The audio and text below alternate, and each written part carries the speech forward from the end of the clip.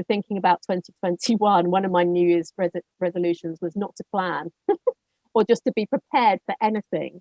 Because if you plan too far in advance, you just spend time kind of unraveling. So that, off the chart fluidity for leadership and HR going forwards. Hi and welcome to another episode of the peopleHum interview series. This is your host Anushka at peopleHum. peopleHum is an end-to-end one-view integrated human capital management automation platform, the winner of the 2019 Global Cody Award for HCM that is specifically built for crafted employee experiences and the future of work. We run the peopleHum blog and video channel, which receives more than 400,000 visitors a year, and we also publish several interviews with well-known names globally every month. We have with us today Jane Fordham. Founder of Jane Fordham Consulting, Jane is a people and inclusion consultant, keynote speaker among Diversion.com's list of 125 D&I leaders to follow on LinkedIn and Head of People. As a talent consultant and trainer, she draws on 20 years of experience in the communications industry. Her work involves practicing a wide gamut of consulting, public speaking, training and development services and coaching across most aspects of people management, including culture, talent acquisition and development, well-being, and of course, diversity and inclusion. With that, it's once again my pleasure to welcome you, Jane. We're so thrilled and honored to be speaking to you today. Thank you very much for having me. I'm delighted to be here too. And I love one of the upsides of the pandemic, I think, is making opportunities like this across the globe that much easier. Absolutely. And it's absolutely our pleasure to have you here as well. So thank you for just taking out the time and talking to us. Sure. So Jane, just diving right deep into the interview, you're the founder of Jane Fordham Consulting, and as it goes with any organization that is named after a person, it is my only guess that your personal goals as an HR professional must be the pillars of this organization as well. So do tell us more about Jane Fordham Consulting, how it came to be, and the great work that you do there. Sure. Thank you, Anushka. It does make me sound like a megalomaniac, I think, having a company that's named after me. And I'll let you in with some candor as to kind of how it came about. So I was going through the process of trying to register and set up and go through the bureaucracy and admin of founding a business some 3 years ago. And I had 3 clients in particular who were very, very keen to start working with me really quickly. And actually, the names that I wanted, the sort of concepts that went with the vision, a lot of them were already taken. So I'll level with you. It was a late night decision when I'd had yet another prompt from one of my would-be clients. And I thought, you know what? In the short term, I'm going to name it after myself. And then in the long term, we'll figure out any other branding issues. So it wasn't megalomaniac tendencies. It was more a convenience. But that said, you are absolutely right that the business is very much founded on the basis of personal values and principles. So, a business founded on passion. I do have a strap line which is people, culture, and equality, and I think that does speak quite well to the sort of work that I typically find myself doing, and actually the interplay around those 3 key pillars. So, as you said in your introduction, I do a lot of inclusion and diversity work, and that was my key goal at the outset. But over the 3 years, I've learned in hindsight, quite obviously, that actually that can't be stripped out. It shouldn't be stripped out, and it's not a standalone pillar of leadership or people management. And so I find myself working at the interplay of people, culture, and equality very often. I guess sort of going a little further back, I've spent, prior to founding my own business, I spent 20 odd years in the creative industries and creative agencies in PR and digital specifically. And I ran pieces of business, I ran teams for a lot of that time. And then actually when I started my family in 2009, 2010, I came back to a global PR agency called Golin. But I moved slightly sideways. I was looking for a change of working pattern and a change of work itself.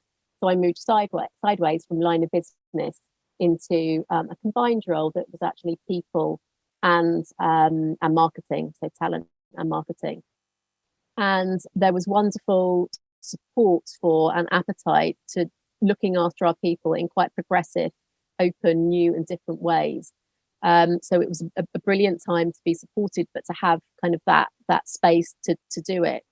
And I guess one of the really, really key takeouts that I learned then was that doing the right thing by your people, listening to them, understanding them, and then providing them with what they really, really need.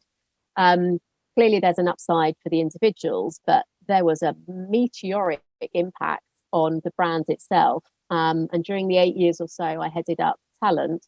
And obviously, there was a whole organization of brilliant people driving the growth, but the headcount tripled during that time. And we got a real reputation for being a kind of an employer of choice.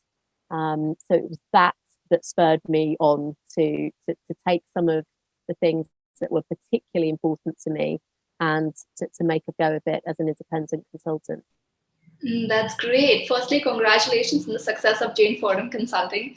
That's some wonderful work you're doing there, Jane. And absolutely, I also feel diversity and inclusion is really the need of the hour today, especially with the pandemic and with the millennial workforce. We really need to be more inclusive and accepting of diverse perspectives and opinions. Absolutely.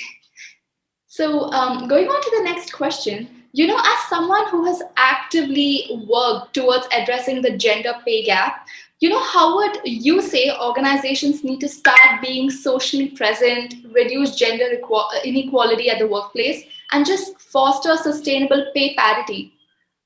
Sure. Great question, timely question. And actually, I'm going to reverse slightly. So, one of the areas that I really worked closely with Golin on was around sort of overall family friendly policies. And then slightly more narrowly, specifically looking at women in the workplace and barriers to their progression and equal reward, or equitable reward, I should say. And actually, 2016 in the UK, anyway, was when we saw gender pay gap legislation. So businesses over a certain size were legally required to report on an annual basis, and there's clearly there was specific frameworks and guidance given. So this, not surprisingly, was a real leap forward. So what I found, and that was just before I went solo and started the business, was that a lot of my early clients were a sort of knee-jerk reaction to that legislation. I avoid swearing, but oh my goodness, we've got to do something. We've got to, comply. And we've got reputational issues. We've actually got internal reputational issues because we're having to share this information internally. And clearly, for many stakeholders externally, there's a reputational risk as well. So a lot of my early work was born of that. But what was coming back to my open, positive, optimist perspective on life, Anushka, that was, I think, largely a catalyst for people to go, okay, I get it. I have to do this. But now I'm looking at it. I understand the benefits. And crucially, I understand the benefits of if we don't just look narrowly at specific underrepresented groups, we don't just look at women in the workplace, but we think about inclusion from a global, all-encompassing perspective, then lo and behold, and I'm making it sound, slightly easier than it is in practice, but if the organization, if the leadership, if the culture, if the values and the structure are by definition open, inclusive, and accessible, then you will automatically see progress in each of the specific protected characteristics or each underrepresented group. So that's kind of the journey that I've seen in the last couple of years. And I think there have been a number of catalysts to accelerate that change, be it legislation in different pockets of the world, the Me Too movement, also almost coinciding actually with the UK legislation, were further, groundswell movements which were helpful. And we had seen progress probably accelerate a little. However, as you alluded to, the pandemic and COVID globally is having an impact, and it's having potentially having a negative impact on a lot of underrepresented groups and specifically women. So I think we know that women, although again, data tells us that some progress has been made, that women continue to pick up the majority of caring responsibilities, be that for elderly relatives, be that homeschooling, whatever. So that burden has massively increased in 2020 and into 2021. We also know, and I know there'll be geographical differences within your viewership, your readership, but that women have been overrepresented in redundancies and in furloughs and so on. And what we're also expecting is where women are more challenged during this extended pandemic, they are more likely to leave the workplace and therefore less likely to return. And so things kind of snowball. So I don't want to paint a horrendously alarmist picture, but I think there's a real wake up call for society as a whole, for regulators and government, who admittedly have a lot on their plate at the moment. But I think perhaps of greatest interest and relevance to your audience is, okay, and what about the corporate world? What can organisations and employers specifically do? So I think in response to that, it's essentially do more of what you were doing anyway. Double down on your efforts to address gender equity and specifically to close any existing gender pay gap. But there are probably a few specific tactics that talk specifically to the pandemic. So let me refer to my notes to go through a few of those. So transparency and meaningful intent. So I can think of clients and non-clients who have shown most progress in recent years. It's where you are transparent and honest with your internal audiences first. That's really, really paramount. This is what our data looks like. Whether or not you are legally required to share your gender pay gap, it's a very, very powerful move. One, to understand the true nature of your profile as an organization, different parts of the business, different levels, and so on. And then, okay, and what is our strategy to tackle this? Now, there's one client of mine, a UK energy organisation called Scottish Gas Network, SGN, and I talk about them a lot because they are an engineering organisation.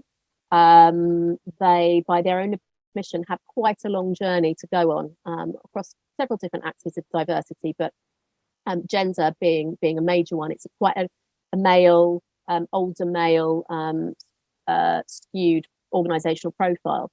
But right back in 2016, they were really, really honest and open and said, you know what, we've got a lot of work to do here, and here's our data, but here's our strategy. And just so you know, everyone, this is a long-term strategy. This is not something we can address in 1 year, and it's not going to be easy. And every year, they prioritise the internal comms, and they talk internally first about how the programs are working and where they've moved forward and where it's static, where they need to do better. And then they prepare the regulatory required content externally. But I think the tone, the humility, the transparency, and the commitment to long term is brilliant. So I think that's a great example. And I kind of talked about data. Data is power. And whilst we can learn best practice from consultants like me and SGN and other organizations, you have to look within. You have to understand your own landscape before you. It's like any challenge in business. You can't diagnose and architect a solution unless you really know the problem first. So what is the landscape currently? What do people want? What are the biggest obstacles? What are the challenges? What are the opportunities? And then design your program around that and keep iterating, keep listening, keep iterating, keep feeding back on your process, on your progress. And then I think finally, a couple of specifics that relate to the world that we find ourselves in at the moment. This is actually a slightly old example, but I want to talk about leaders leading from the front and role modeling good behavior. So if women or working parents or any working family member has additional caring responsibilities at the moment, and my kids have literally this morning just gone back into homeschooling, so I'm right there with everybody on this. You want your leaders to be demonstrating that they are human and that they empathize and that they're dealing with the same sort of thing. So I don't have his name down, but very easy to find. The boss of PepsiCo in New Zealand, a number of years ago, very, very publicly started leaving loudly. So he had young children, and at 3:30, 4 o'clock, whatever the time was, he would put in his diary or vocally share with whoever he was talking with and saying, I'm so sorry, I've got to finish this now. I'm going to pick up my child from school. And if the CEO can do that, clearly that sends a really, really powerful message. So right now, show a little bit of vulnerability, leaders. Say that you are, sorry, I've just got to deal with a math lesson happening here, or I've got to go and drop off some shopping for my elderly father, whatever it is. That's very, very powerful. Don't underestimate that. I also want to make the point that this is about both genders. And the more you empower and encourage men to take equal burden and to and have access to the same policies at work, the more you're perpetuating a culture and a message that we are equal in caring responsibilities, and that becomes a reality. I think line managers, people managers are crucial in every part of people strategy. But here specifically, do they feel empowered and do they have the permission to be able to help working parents at the moment? Can you say start an hour later or take 2 hours for lunch? The people that are at the front line and managing people day to day, can they enable and empower people to change their working pattern so that it facilitates people managing the burdens? And finally, do you have a culture of presenteeism? In which case, are people expected to be on for the allotted working hours, to be present? And if you can't reach them on the phone, then that escalates and there's an irritation. Or, and this is the clue, this is the right answer, this is the enlightened answer, are you impact focused? Are you looking at this individual and saying, these are the 3 most important things for you to deliver in your role? I don't care where you are or when you're online, as long as you get those done. And that is, it's far more empowering for any employee, but it's specifically in this context of helping people during a pandemic and helping working parents and helping the gender pay gap. That is going to be really, really powerful. Absolutely. I couldn't agree with you more on that one. And thank you so much for that exhaustive answer. It was such an elaborate one. No, it was all encompassing. Thank you so much. And I also agree with you on the fact that we really need to foster sustainable change in the long term. And it needs to be holistic, not specifically for certain groups. Obviously, certain groups are disadvantaged more than others. But yes, we need to look holistically. So yes, and the use of emotional intelligence at work is really, catching up now more than ever. So yes, absolutely. I'm glad you mentioned that. That comes up in some of my other notes. I think emotional intelligence as a leadership skill set now more than ever is utterly crucial. Utterly crucial. Absolutely. Yeah, so I'm sure there'll be more of that as we continue our conversation. Yes, for sure. So going on to the third question, Jane, employee branding really needs to be at a whole new level now that everyone's turned digital with the pandemic. So how would you say, one can really stand out from all the internet noise? Good question, and one that I'm really, really, really focused on. And I think actually probably my background in communications and marketing is quite a helpful platform upon which to advise clients about their employee branding. So as with any types of communication, actually, although yes, the landscape has changed and some of the channel has changed, the rudiments and the basic principles are the same. And I think my overarching key message here is your most important tool, your most powerful tool in your employer brand are your existing employees.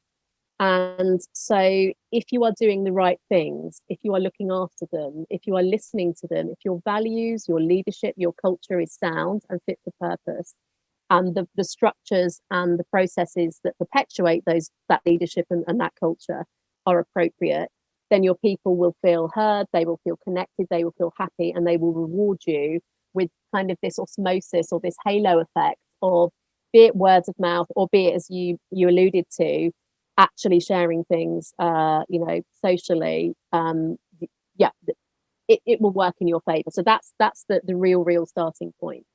Fairly obviously, the logic follows that if you are having third parties, your biggest stakeholder group, your employees, tell the story for you, it is far more potent and authentic than any word that you would directly put out. So that's kind of the key reason behind this. I do think you can gently remind and encourage your employees to do this if it's not happening organically or automatically, or perhaps you'd like to turn up the frequency or the volume slightly. I think that's reasonable.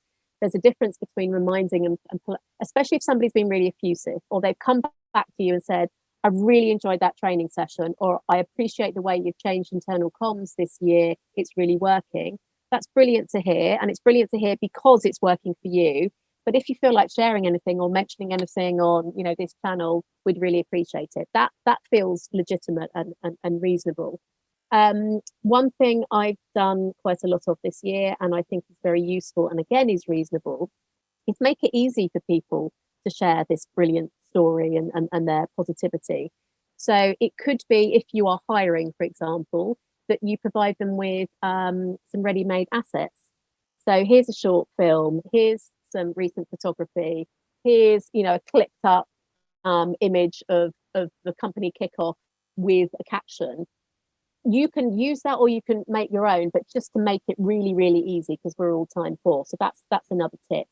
Building on that is thinking about communication best practice, thinking about things like change management. We often look for kind of super users or ambassadors. And again, I'm going to use the word authentic again. Try and identify people who are regularly sharing your content anyway, who are really effusive and positive.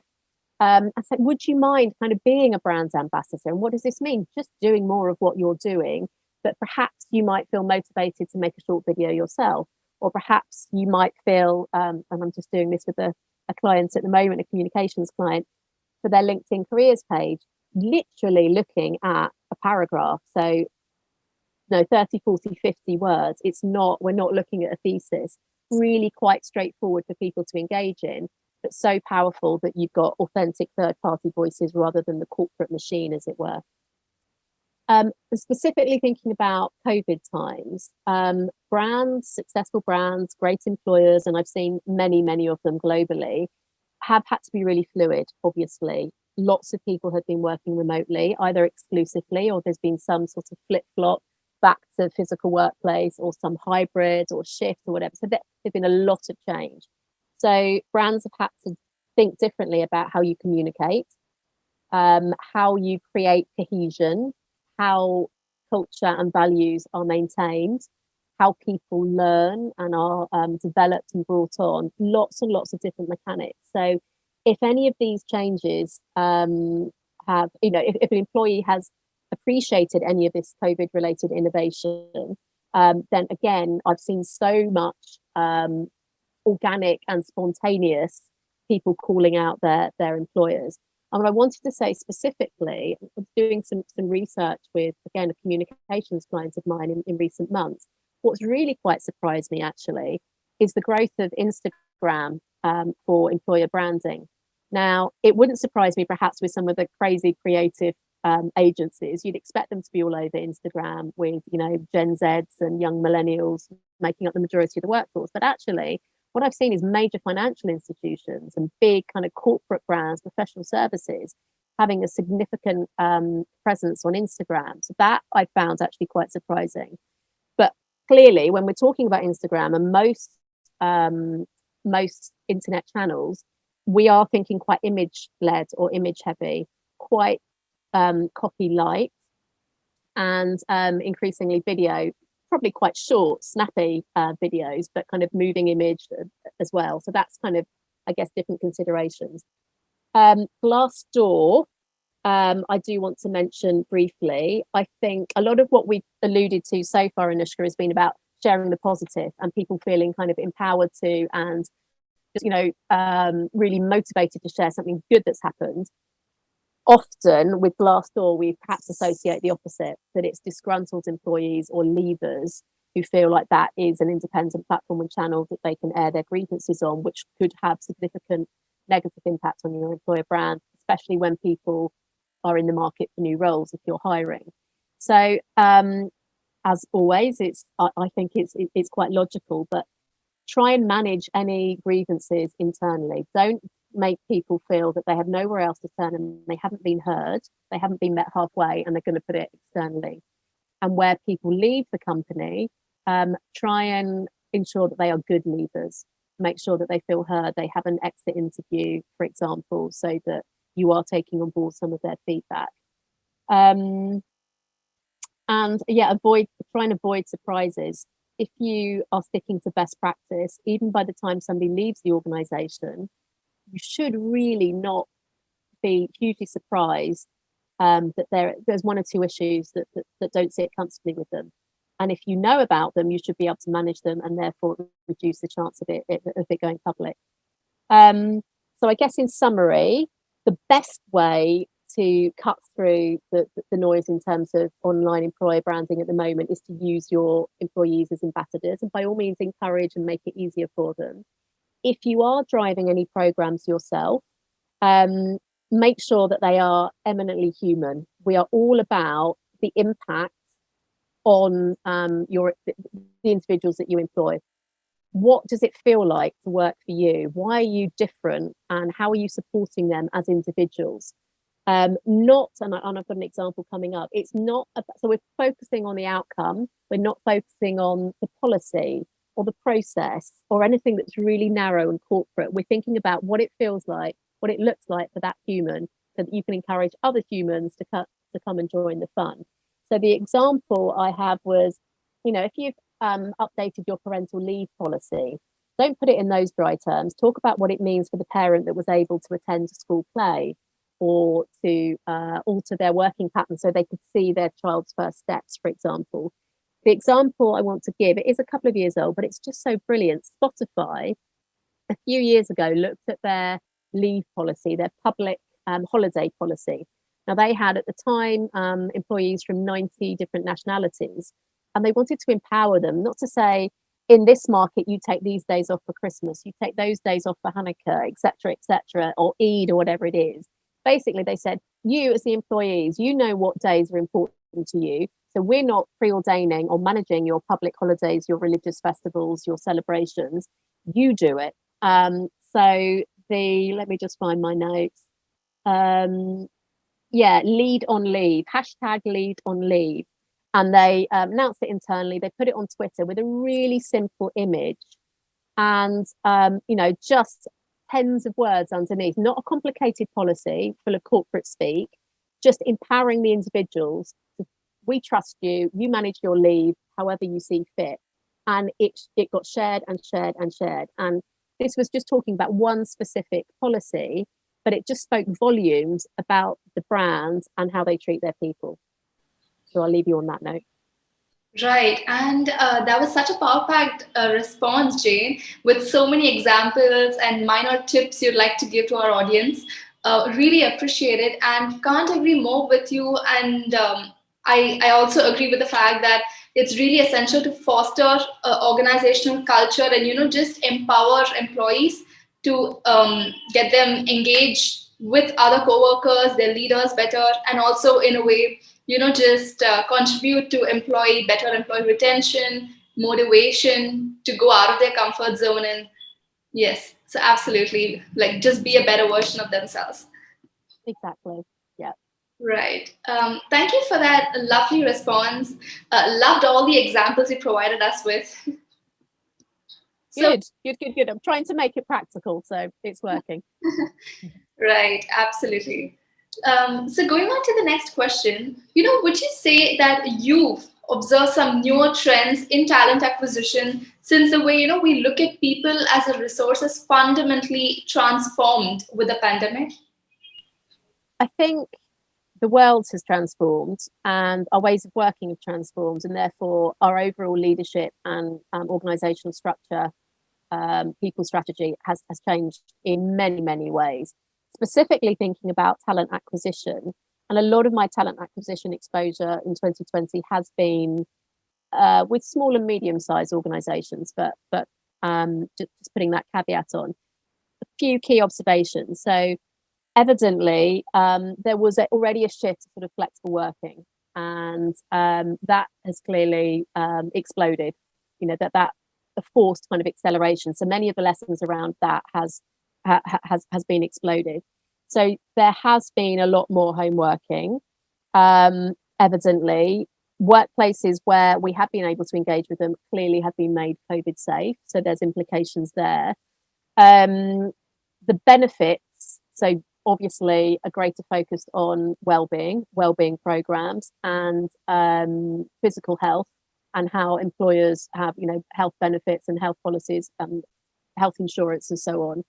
And obviously, when I say flexible working, I don't just mean home working, but kind of building on some of the content we've already covered, having the trust and the fluidity, the flex in your working practices, to say, I'm going to let you know where and when I'm working, but I'm probably, like at the moment in the UK, it's dark most of the time. So we are kind of racing to make sure that we have some outside time, that we leave our desks, we get some exercise, probably between 8:30 and about 3, because I decided that if we get up early, we want to go for a run, we're going to be falling over because we can't see where we're going. So it's that sort of fluidity. And so what does that mean for talent acquisition? Well, it means actually that many organizations are more enlightened and more open-minded about geography, that you don't necessarily have to be physically based near what was the main office. So when we are physically back, or when we're in some sort of hybrid situation, if you live further away and you need to come in 1 or 2 days a week, that's doable. Whereas if you had a 2-hour commute twice a day, 5 days a week, that wouldn't be so beneficial. So geographical diversity in terms of the talent pool. Recruitment, obviously, there's a lot more remote recruitment. And I think now that we're heading towards a year in, there's tips and techniques and tools, and just a degree of losing my vocabulary. People are just accustomed to it, that you're going to be doing interviews by Zoom. I've started, one of my children is actually doing entrance exams at the moment, and so it's quite new to me. But we're, for interviews for the workplace and the corporate environment, we are doing remote tests. We're adjudicating remote tests. We're asking people to do presentations and so on. But there is software around for sort of remote invigilation that works for academic and for corporate environments. So I'm just starting to have a look at some of that, for example, to make sure that somebody is doing the work live and they're not, Googling everything, etc. What I have seen is a slight counter to that, is where government guidance allows and geography allows that maybe people are going for walking meetings. So maybe you've had 1 or 2 of these, maybe you've done a test, maybe you've done a psychometric profile, which is obviously quite straightforward remotely, but to try and get some of that chemistry that is a little different in a square box. I know plenty of people that are meeting candidates for a 20-minute outside walking meeting, for example. What else? And I think as a stretch to the talent acquisition, onboarding, training, inductions and probation periods are obviously rather different. Now, again, I think it's something that we just accept. There's going to be labour movement. We want to hire, we want people to start. So it's different, but you kind of get over yourself. I think communication is obviously key in the early in the early part of inducting somebody new. So I think that there's 2 key things to consider: how you integrate somebody culturally, how you get that nuance and the sense of the personal bonds that you would at the water cooler or over coffee or over a drink after work. And secondly, especially for younger people in the workplace, is the learning and coaching that happens at any stage of your career, but is particularly pertinent in the early stages. So it's, I think, dialing up the level of communication that you would have. It's doing things like having an open Google Hangout or whatever your platform is, so that you don't have to schedule a meeting to ask something really inane, but that you're just able to say, oh, by the way, can you just look at this? Or does this make sense? Or where can I find? So that people are able to learn and to set themselves up for success early on. Yeah, I think that's probably a whistle-stop tour in answer to your question, Anishka. That was great. That was a really enlightening response, and I agree with you. I also feel that talent acquisition managers and all have really adapted and they have been resilient to the pandemic, gone digital, and it's been very seamless right now. I mean, it's almost like they're recruiting people in person, and the very fact that they've been so agile, given the circumstances, really speaks volumes about HR as a department, and how it really likes to engage with people. So yes, absolutely agree with you on the transition that's um, come about. Yes. All right. So just to kind of wrap this interview up, Jane, do you have any last sound bites for our audience? And also, what do you think is the future of HR and leadership?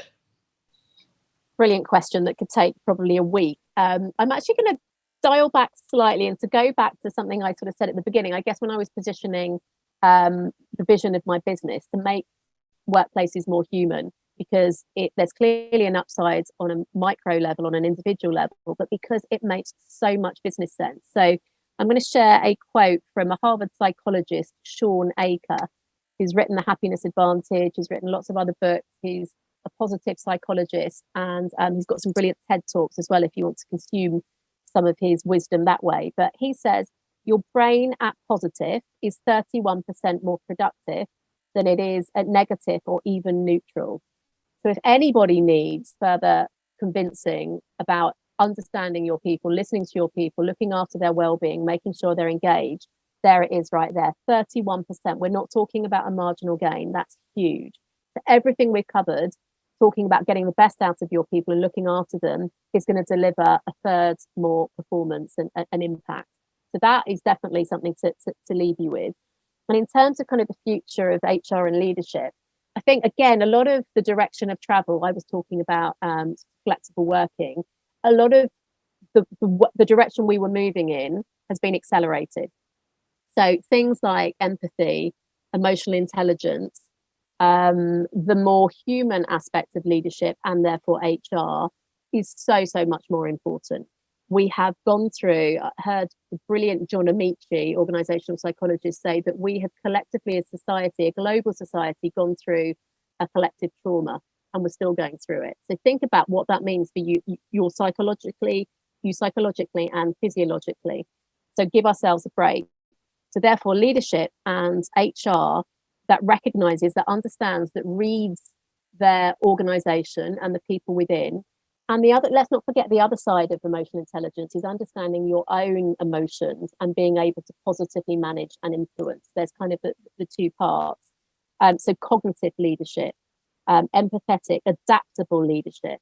I think sort of thinking about 2021, one of my New Year's resolutions was not to plan or just to be prepared for anything.